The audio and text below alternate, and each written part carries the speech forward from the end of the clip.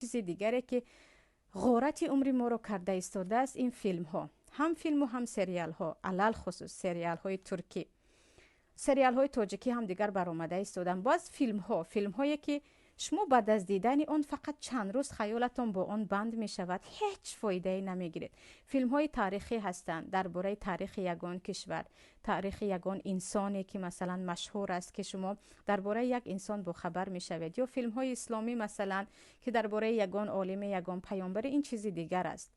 اما درباره عادی زندگی که ها، یا گفتم سریال های ترکی و دیگر سریال ها هم غارت کننده امرو ما هست که فقط به خیالات که ها ما تماشا کنون، اون هم اکثریتش گناه، اکثریتش عشق و عاشقی که آخر به زنا و گناه کبیره می رود.